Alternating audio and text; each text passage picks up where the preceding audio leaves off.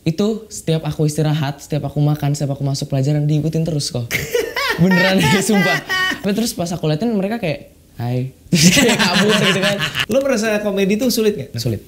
Kenapa? Mendingan nangis katanya suruh daripada main komedi. Bener, aku sebenarnya lebih gampang acting nangis dibanding acting tawa. Karena apa ya, mungkin kondisi hidup sebenarnya mungkin lebih sering sedih daripada ketawa mungkin. Katanya lo kalau suruh nangis bayangin kambing disembelih, Bim. Ngelihat foto kambing dulu, gue pikir lo tuh cuma ngebayangin aja ada kambing disembelih terus lo sedih. Lo lihat foto kambing. Lihat foto kambing? Enggak. Kambing biasa atau kambing yang lagi disembelih? Kambing lagi disembelih. Jadi itu googlingnya keywordnya apa, Mah?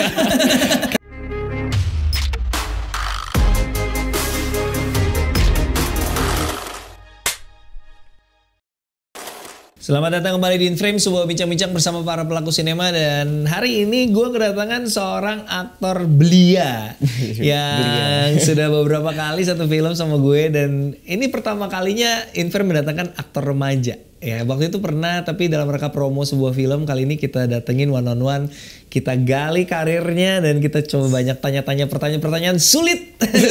Kita hari ini ada Bima Azril. Hai semuanya.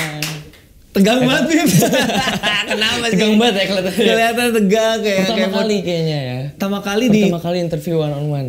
Pertama kali interview one on one. Terus langsung sama Ko Ernest lagi. Tapi kan kita udah berapa kali ketemu, so should be okay lah. Pertama kali kita officially satu film tuh sebenarnya Rudy Habibie. Iya, cuman kita nggak se-frame kan. Betul, nggak ada adegan gue sama adegan lo, kita beda timeline. Iya, terus gara-gara warisan terakhir ya. Gara-gara warisan. Jadi Bima ini sebenarnya udah lama ya, Bim ya? Udah dari umur 5 tahun ya, Bim? Bener, dari aku TKB. 5 tahun udah acting? Iya. Ngapain tuh? Dulu tuh pas aku TKB aku tuh dilihat sama mama katanya suka kayak sebenarnya main sama saudara-saudaraku. Terus kayak main apa sih kalau anak kecil tuh drama-dramaan gitulah. Oh, iya, jadi yang kayak acting-actingan gitu. Kan dulu sukanya nonton sinetron, FTV yang di TV-TV gitu kan. Terus kayak mamaku ngelihat ya udah Bim, akhirnya aku diajak buat casting awal-awal. Terus aku kan ya masih nggak tahu kan, masih kecil, jadi kayak casting apa, ntar jadi artis. Nah, seneng dong. Terus apalagi waktu itu kan pas TKB kayak casting kan waktunya nggak nentu ya.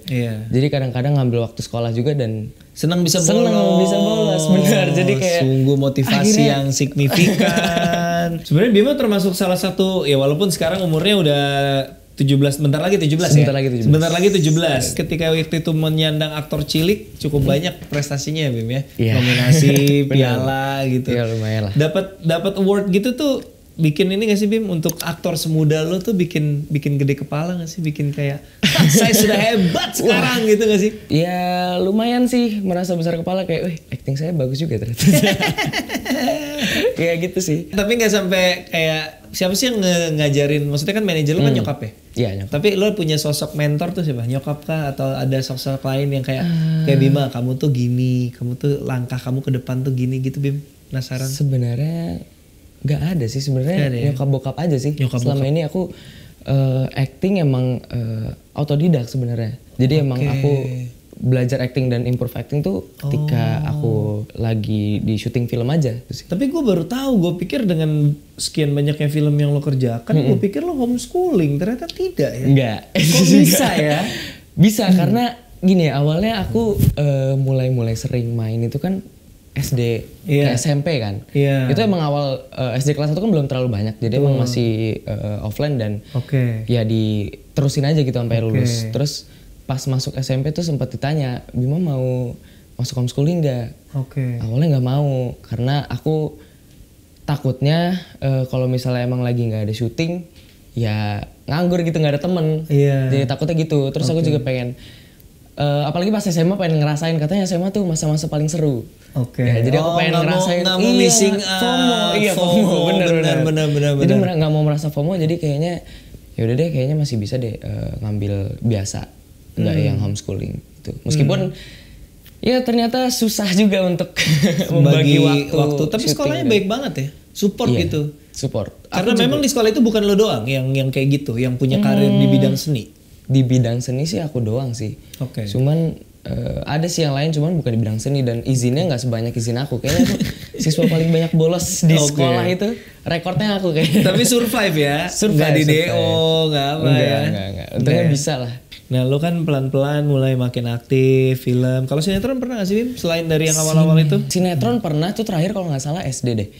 Itu syuting sinetron Raden Pamanarasa. Itu kolosal. Oke. Nah terus apakah waktu itu lagi sekolah kan. Terus sinetron kan emang syutingnya nggak menentu kan. Kadang-kadang pulang susah pagi. Ya? Capek juga sih. Sinetron jadi kayak waktu itu pas ada sinetron nggak mau aku ambil. Jadi film aja. Jadi pertanyaan gue dengan lo meniti karir sejauh ini, dengan film-film semua yang udah lo jalanin, lo tuh seberapa terkenal sih di luar sana? Kalau gue kan di industri, maksudnya gue tahu lo karena lo pemain gitu, tapi lo tuh seberapa terkenal di luar sana? Kalau lagi ke mall tuh suka diajak foto bareng kan? Enggak sih, nggak sesering artis-artis sinetron lain sih. Gitu.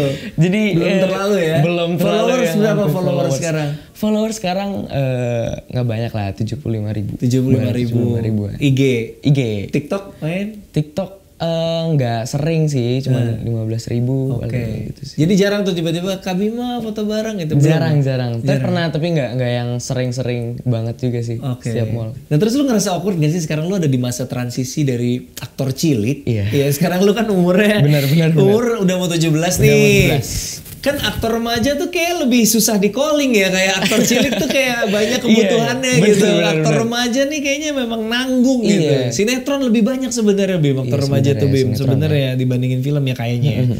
Lalu lu merasakan masa transisi di umur lu yang sekarang ini gimana? Merasakan. Sekarang aku 16 kan. Mau 17 aku merasakan banget sih karena dulu kan aku sebenarnya dipanggil itu banyak kan untuk peran-peran biasanya anak-anak broken home yang orang tuanya selalu entah bercerai entah orang tuanya berantem. Karena lu jago nangis kali ya? Iya bener kayaknya itu ya. Jadi kayak emang karakter yang sad boy. Biasanya karakter sad boy.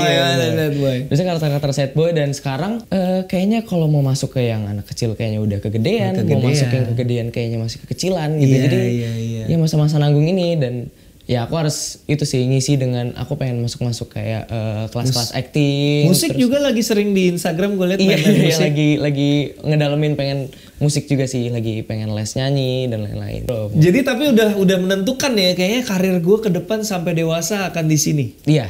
Kapan lo mulai yakin sama itu? Aku mulai yakin tuh pas merasakan tuh SMA ini sih. Aku ngerasain kayak dulu tuh aku sempet kan ngerasa kayak ada titik down lah. Waktu itu pas aku SD ke SMP itu lagi sering-seringnya dan yang aku bilang tadi lagi syuting sinetron kan. Terus itu posisinya emang pulang pagi terus. Aku sakit-sakitan terus sekolahnya nggak kekejar lah. Di situ aku merasa FOMO banget tuh pas itu kayak sering nggak masuk sekolah kan. Dan emang biasanya tuh kalau kita lagi masuk sekolah kejadiannya biasa-biasa aja, tapi pas kita giliran bolos nih nggak masuk, besoknya teman-teman baru bilang, ya lu nggak masuk sih, padahal kemarin seru banget acaranya ada gini-gini. Sukanya biasanya gitu kan, terus kayak, aduh FOMO banget nih, bete kan, kayak syuting terus tiap hari. Ya udah deh aku ngerasa kayak kayaknya aku capek deh syuting sinetron ini. Terus aku bilang ke Mama Maya juga kan, terus ya Mama Maya bilang kayak, coba deh kamu pikirin lagi. Sebenarnya Mama Maya terserah kan, Mama Maya cuma nuntun kamu doang gitu. Jadi kayak terserah cuma kamu. Pikirin lagi lumayan lo buat ngisi token. Iya bener. Buat jajan lumayan sebenarnya. Buat jajan Mama. Buat jajan Mama juga. Iya. Ada lagi gue pikir nunggu di luar loh. Aduh keceplosan. Maaf Mama. Yaudah. Terus kaseto. Waduh. Kalah. Coba pikirin lagi apa nggak sayang karena banyak yang orang-orang di luar sana yang pengen di posisi kamu sebenarnya. Terus Mama Maya kan bilang kayak ini buat masa depan kamu juga, buat pegangan karena nyari kerja sekarang tuh nggak gampang, susah kan. Dan sekarang kamu udah punya pegangan lah istilahnya. Jadi kamu pas kuliah sama SMA nanti baru ngerasain deh nggak susah nyari kerja, nggak nyari fokus akademik banget gitu. Terus ya udah aku akhirnya ngejalanin aja dan ya alhamdulillah sekarang bisa dan aku beruntung banget sih. Iya. Karena hal-hal kayak FOMO itu kan hal-hal yang minor lah ya. Pada yang ngerti sih pasti kan ngerasa bete tapi sebenarnya karir juga jadi investasi jangka panjang yang buat lo ke depannya ya. Tapi di sekolah jadi idola gak sih Bima Azril tuh? Kayaknya Dulu sih pernah. Dulu SD, pernah. SD SMP tuh. Ya, SMA malah enggak. SMA enggak karena mungkin udah pada gede jadi kayak malu mungkin ada cuman nggak yang nunjukin banget. Jadi ada kelas aku, dia kelas 5. Sekerumpulan bocil-bocil cowok sih cowok. Ada cowok ada ceweknya. Itu setiap aku istirahat, setiap aku makan, setiap aku masuk pelajaran diikutin terus kok. Beneran deh, sumpah. Aku kalau istirahat suka main bola kan, Diikutin bocil-bocil gitu, lucu banget. Kayak risih banget. Ini sebenarnya ngikutin apa cuma. Tapi ngikutin tuh nggak minta sesuatu, ngikutin aja gitu. Emang ngikutin aja terus pengen deket aja gitu. Iya, terus pas aku liatin mereka kayak hai. Kayak kabur gitu kan. Tapi kemana-mana tuh diliatin terus gitu. Jadi kayak aduh risih aja gitu kayaknya ngikutin siapa sih gitu. Itu terjadinya pas SD. Pas SD. SMP? SMP masih karena aku SD SMP sekolah sama kan. Oke. Jadi si bocil-bocil itu masih ada juga. Jadi sampai SMP kelas 2 baru dia lulus udah deh misah. Oke. Jadi udah gak ada yang ngikutin lagi. Oke. Pacar gimana pacar? Waduh. Apa nih? Ada gak sekarang? Ada gak ya? Gak boleh ada. Mama gak boleh tahu. Mama tutup kuping lu mah. Bentar mah. Tutup kuping lu mah. Ya. Ya kan di IG suka ada yang main musik bareng. Enggak, bukan itu. Oh itu bukan pacar. Ada tapi bukan yang di IG. Bukan. Ya kan nanya, saya kan cuma nanya, tinggal dijawab aja. Boleh. Ada tapi tidak dipublish ya? Iya, nggak dipublish. Sengaja? Enggak juga sih, cuman yang nggak pengen publish aja. Nggak pengen publish aja. Dia udah siap tuh, misalnya ke depannya lo akan semakin tiba-tiba. Ini kan karirnya berubah lo, anak remaja ntar filmnya romance. Bener sih. Nah pacar lo siap nggak? Ya harus siap gak siap sih. Siap gak siap ya. Iya, risiko profesi ya. Risiko profesi. Lo kan udah banyak ketemu sama berbagai macam project dari mulai drama komedi, horror, action juga ada. Mana yang paling berkesan Bim? 9 sih mungkin kok. 9? 9. Itu aku ada series di Malaysia. Series ya? Series. Kenapa memang dengan 9 itu? Sebenarnya lebih ke pengalaman teknis aja sih, pengalaman teknis baru dan enggak sih sebenarnya acting juga baru. Jadi aku di situ perannya ceritanya tuh ada anak kecil. Ini syuting di Malaysia. Ada anak kecil yang dia lagi main sama teman-temannya. Terus pas mereka lagi main sama teman-temannya, mereka masuk ke hutan, mereka hilang selama 10 tahun. Nah, selama 10 tahun. Habis 10 tahun tuh aku jadi Taduh kan. Nah, si Taduh ini balik lagi dengan kondisi badan yang masih sama. Jadi selama 10 tahun tuh gak berubah. Iya, itu main sama Kak Atika Hasiluan juga. Sayangnya di sini apa di Malaysia? Sayangnya di Malaysia, di Astro, gitu. Astro Malaysia. Jadi itu yang paling seru. Syutingnya di sana enggak? Syutingnya di sana juga. Itu selama 3 bulan. Fun fact-nya aku baru dikasih tahu peran dan segala teknis segala macamnya syuting di Malaysia 3 bulan itu hamin seminggu sebelum syuting. Tadinya pikir di Jakarta. Dan aku sebenarnya ngegantiin ngegantiin aktor lain. Makanya lo tiba-tiba masuknya. Nah, aku di situ perannya ketika aku balik lagi 10 tahun tuh aku udah jadi karakter yang berbeda. Aku udah jadi bukan anak kecil lagi, kayak udah psycho lah istilahnya. Jadi tapi katanya nggak nambah umur. Nggak nambah umur, tapi apa ya? Karakternya berubah. Jadi pas dia udah balik, sebenarnya dia kayak kemasukan setan atau hantu di sana, mungkin ya makhluk-makhluk di sana. Dan tugasnya si Taduh ini kembali ke desa di mana dia tinggal itu buat ngancurin desanya. Gitu. Dan ujung-ujungnya dia berhasil. Jadi aku harus menjadi karakter yang bukan anak-anak gitu. Jadi karakter psycho sih. I see. Dan itu makanya seru secara teknis ya. Jadi selama seminggu itu tuh aku harus ngimbangin orang-orang yang udah siap-siap dari berbulan-bulan sebelumnya. Itu sih yang mungkin yang challenging. Challenging banget ya. Jadi baru masuk SMP terus aku langsung syutingnya 3 bulan kan di Malaysia dan nggak bisa balik-balik. Jadi aku langsung masuk SMP langsung bolos 3 bulan. Mantap. Sekolahnya baik banget ya. Nanti yang mau daftar ke sekolah ini mungkin bisa cek di caption ya. Kita kasih tahu sekolah mana yang pas buat Anda yang mau jadi seniman ya. Kalau di Indonesia, film Indonesia atau sutradara Indonesia yang lo kerja bareng yang paling berkesan siapa? Surat Kecil untuk Tuhan mungkin. Surat Kecil untuk Tuhan itu Om Fajar. Fajar Bustami. Ya, itu berkesan karena aku ceritanya kan jadi pengamen kan. Iya. Jadi anak homeless sama adik aku dan aku diurus sama Lukman Sardi. Iya, Lukman Sardi. Terus aku di situ readingnya 3 bulan. Jadi di situ sama workshop juga aku main-main ke tempat pengamen-pengamen di jalan dan ngerasain gimana sih kalau jadi pengamen kayak gimana. Jadi pendekatan karakter kayak gitu. Dan aku sempat waktu itu workshop kamera, di situ aku ngamen beneran. Jadi aku sama yang jadi adik aku, Caca namanya, aku beneran ngamen di tengah jalan malam-malam dan dilepas gitu. Jadi kameranya nggak diliatin gitu, kameranya sembunyi-sembunyi. Jadi aku emang kayak bener-bener ngerasain, oh ternyata ngamen di tengah jalan tuh kayak gini. Ini fase persiapan atau fase syuting? Persiapan. Kalau fase syuting kan udah disiapin kan. Cuman pas persiapannya bener-bener kayak ngamen di jalan gitu. Dan itu bener ada yang ngasih duit beneran. Lumayan juga duitnya. Berarti muka lu meyakinkan ya jadi pengamen ternyata ya. Ternyata meyakinkan. Iya. Itu sih berkesan dan Om Fajar juga ngayomin aku banget gitu dan sabar banget sih karena apa ya, dan yang jadi adik aku juga dari belum bisa baca, ngomongnya belum lancar, dan sampai selama 3 bulan itu jadi bisa baca dan lancar gitu. Jadi gimana caranya diajarin sama siapa? Sama Om Norman waktu itu. Norman acting coach. Norman acting coach ngajarin baca. Iya. Hebat lu man. Karena lu guru PAUD juga ya, bukan cuma acting coach doang ya Norman ya. Benar. Jadi selama 3 bulan itu ya harus diajarin kita berdua chemistry-nya satu sama lain gimana. Bisa enggak, gue masih takjub kayak ngajarin anak baca tuh nggak gampang loh. Hebat juga deh. Jadi lo ngebayangin ketika lo udah mulai shifting nih nanti kan sekarang lagi masa transisi mau jadi aktor, dari aktor cilik jadi aktor dewasa lah, remaja dewasa gitu ya. Lo pengennya main di film-film yang kayak gimana Bim? Wah menarik. Pengen main di film-film misteri sih. Misteri? Bukan drama, romance gitu enggak? Enggak sih sebenarnya, aku lebih pengen yang misteri. Aku suka banget film-film misteri. Kayak apa misalnya? Plot twist sih kayak pembunuhan. Iya, missing, searching, terus teka-teki juga kan. itu salah satu film Indo yang keren banget. Saya berusaha untuk membuat misteri di situ. itu berhasil atau tidak penonton yang berhasil sih. Menurut aku itu keren filmnya. Gak usah menjilat. Waduh ketahuan nih. Lo merasa komedi tuh sulit gak? Sulit katanya dengar-dengar. Sulit. Kenapa?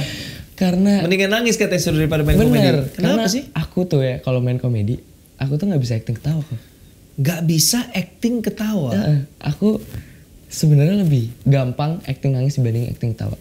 Karena apa ya, mungkin kondisi hidup sebenarnya mungkin sering sedih daripada ketawa mungkin. Mama gimana nih Ma? Sedih bener ceritanya mah. Enggak lah, jadi coba ketawa. Waduh. Nah itu ketawa. Ya, iya sih. Dulu. Sekarang kayaknya udah bisa. Sekarang bisa mungkin. Dulu aku kayak pernah syuting sinetron, kayaknya aku disuruh acting ketawa itu ngulang berkali-kali. Nggak bisa. Karena ketawanya kayak ketawa yang kayak nggak kerasa banget pura-puranya. Natural gitu sih. Oke. Jadi aku ngerasa komedi lumayan ya susah sih. Katanya lo kalau suruh nangis bayangin kambing disembelih Bim. Itu bener lagi. Kenapa bisa kalau mau nangis bayangin kambing disembelih itu kenapa? Karena kasihan kok lihat. Nggak dari lu pernah lihat kambing ceritanya lagi lebaran haji gitu. Iya lagi lebaran haji. Aku kan ngeliat kambing disembelih kan. Umur berapa nih? Ini SD lah. SD awal sering acting nangis tuh. Yeah. Aku selalu ngebayangin kambing dipotong. Karena kayak mukanya tuh sedih, terus kan dia kayak apa ya, kayak pas dipotong kan kayak trek-trek gitu kan. Yeah. Jadi kayak aku ngebayangin itu tuh nangis. Aku setiap lebaran haji tuh nangis. Jadi diajakin mulu, maksudnya lu kenapa nangis? Enggak. Kambing. Ini kelipan tai kambing. Kelipan kambing. Kelipan kambing agak susah ya. Kelipan tai kambing mungkin lebih realistis.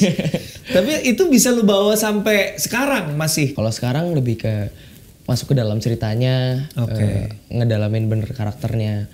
Merasakan ini udah bisa nangis sih. Jadi nggak yang harus ngebayangin. Dulu kan kayak aduh butuh waktu nih ngeliat foto kambing nangis. Dulu kalau bener-bener nggak bisa ngebayangin.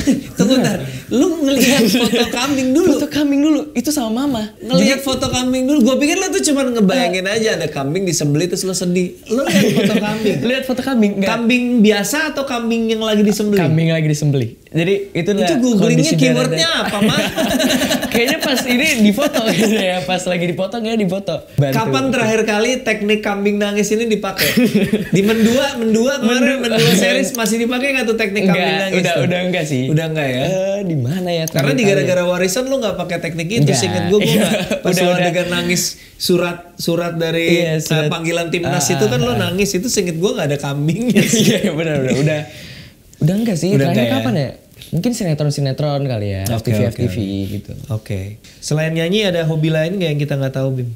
Mungkin ya olahraga biasa sih, kayak basket sama ya bikin film. Kalau gue boleh saran ya, Bim, mumpung lo masih seumur gini, kayaknya lo belajar bela diri deh. Iya. Buat bekal karir. Bener. Iya, lagi pengen sih. Sekarang aku lagi pengen bentuk badan, lagi nge-gym. Mau dibentuk jadi apa tuh? Bukan transformer. Bukan ada. Jangan kegedean juga, nanti peran lo malah bingung mau castingnya. Ya nggak kurus-kurus banget lah. Oke, mau bentuk biar lebih jadi. Sama bela diri juga sih. Iya, menurut gue kayak bela diri untuk aktor tuh bekal yang sangat penting untuk biar variasi perannya juga bisa dapat peran action kayak gitu-gitu kan. Iya. Ada ball of question? Oke. Ini deh paling depan. Baca, Bim. Oke, lo termasuk introvert atau extrovert? Coba berikan contoh. Nah, lo menganggap diri lo termasuk extrovert atau introvert? Dulu aku tuh introvert sebenarnya. Dulu introvert. Ya tapi lama-lama lumayan jadi extrovert sih. Cuman sisi-sisi introvertnya masih ada. Kadang-kadang kalau misalnya mix lah. Yeah. Jadi terlalu banyak mengeluarkan energi di luar, kadang-kadang suka ke toilet sendiri kayak aduh capek ya. Sampai ke toilet ya? Untuk kadang-kadang iya, cuman gak yang lama-lama, nggak lebay gitu juga sih. Cuman kalau pas pulang mungkin kayak capek. Makanya pas pulang aku lebih sering kebanyakan diem. Kalau lagi sama diem. Ngerti banget sih gue juga. Cuman pas lagi di luar sih gue. Iya, jadi menyerap energi banget ya ketemu orang banyak, basa-basi. Iya benar, memposisikan diri aja sih. Pas lagi sama orangnya gimana extrovert, pas lagi yang kayak gimana jadi introvert. Karena tuntutan profesi juga kan nggak mungkin lo se-introvert itu juga kan, ketemu harus basa-basi sama teman-teman seprofesi dan lain-lain. Oke, terakhir satu lagi. Oke. Kuning. Wah, panjang nih. Menurut lo, apakah penting mempunyai followers di sosmed? Tuh, bagus pertanyaannya. Apakah seberapa penting? Nah, apakah lo pernah terpikir, aduh kayaknya aku kalau mau jadi artis nih follower beli deh biar agak ratusan ribu berapa gitu atau gimana gitu? Kalau sampai beli kayaknya enggak sih. Tapi seberapa penting followers buat lo? Sering berinteraksi gak sih kalau orang komen lo komen balik? Oh gitu? Iya sering karena buat engagement juga kan. Udah ada yang creepy gitu belum? Belum. Jangan deh. Iya siapa tahu namanya sosmed kan. Iya benar. Cuman belum ada. Cuman menurut aku sosial media sekarang penting banget sih. Karena kebanyakan juga sekarang dilihat dari sosial media juga.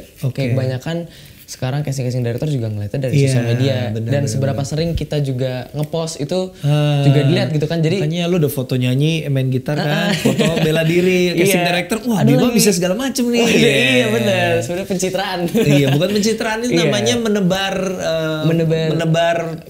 apa ya? CV. Iya CV benar. Jadi penting banget sih karena sekarang juga ada beberapa kayak aktor yang panggil juga karena followersnya banyak. Iya sih, tapi ya menurut gue jangan ngejar ke situ juga. Iya, enggak ngejar ke situ karena juga kualitas. Bener sih. Jadi DM aneh belum ada ya. Foto-foto telanjang. Belum, enggak ada. Kambing maksud gua, kambing telanjang. Terus captionnya sembelih aku Kak gitu kan. Aduh, enggak ada. Iya serem ya. Serem banget ya. Gak, tapi bagus lah, maksudnya kalau sosial media menurut gue secukupnya lah Bim. Maksudnya gak jadi lantas didewakan kayak wah aku harus punya banyak followers gitu ya kan. Tetap actingnya sih yang tetap aku harus kejar. Oke. Jadi apa nih ke depan yang Bima punya rencana apa dalam waktu dekat? Belum sih kalau dalam waktu dekat, cuman kalau ngomongin jangka panjangnya, aku masih tetap pengen jadi aktor. Yakin tetap jadi aktor, dan aku pengen nyoba buat jadi kerja di belakang layar juga, jadi direktor. Direktur, apalagi kan lu dari kecil udah nge-video-video itu, apa mau jadi DOP apa gimana? Jadi kalau nggak jadi DOP ya direktur. Oh gitu. Iya, pengen jadi kayak Ko Ernest lah. Oh, saya pengen jadi Cina, maksudnya. Agak susah kalau itu agak susah. Iya bukan itunya. ngedirect sambil acting tuh keren banget sih. Enggak, saya mau pensiun dari itu. Tenang, itu bukan contoh yang baik ya, ngedirect sambil acting tuh. Capek. Direct aja, acting aja. Oke. Tapi DOP lo udah minat ya? Minat.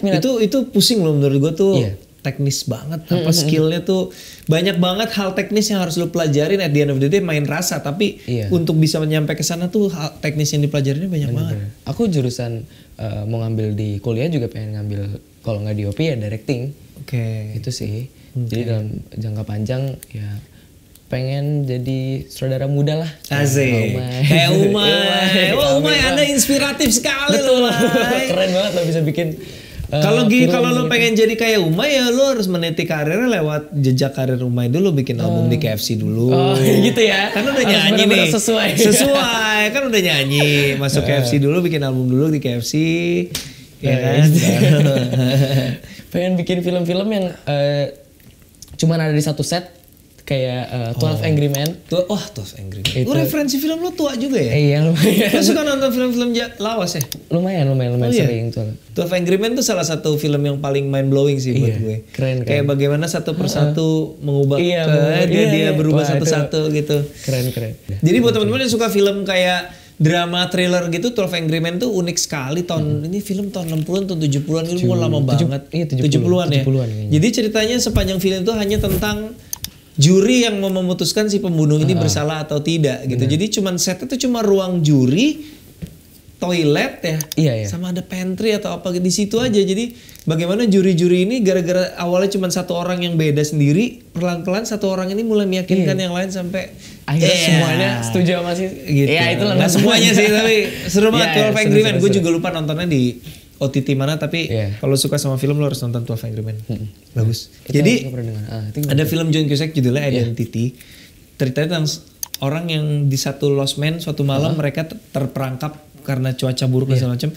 Terus ada satu pembunuh berkeliaran. Premisnya tuh basic banget, tapi plot twistnya wah itu tuh kayak itu gila sih. Aku masih nonton. Butterfly Effect udah. Aston Kutcher belum. Wah itu keren Butterfly Effect itu dia bisa balik ke masa lalu untuk memperbaiki sesuatu. Tapi setiap kali dia memperbaiki sesuatu, semuanya jadi makin buruk. Terus dia balik lagi, dia perbaikin, tambah hancur, dia balik lagi gitu terus. Itu Butterfly Effect. Keren. Dua dulu deh. Butterfly Effect dan Identity. Nonton teman-teman, seru. Bima, thank you ya Bim udah mampir ke sini. Teman-teman juga Bima Azril. Mungkin kalau lo sekarang belum kenal dia, gue yakin lo akan banyak melihat Bima Azril untuk waktu-waktu yang akan datang. Salah satu aktor yang gue yakin akan bersinar di industri perfilman Indonesia ya.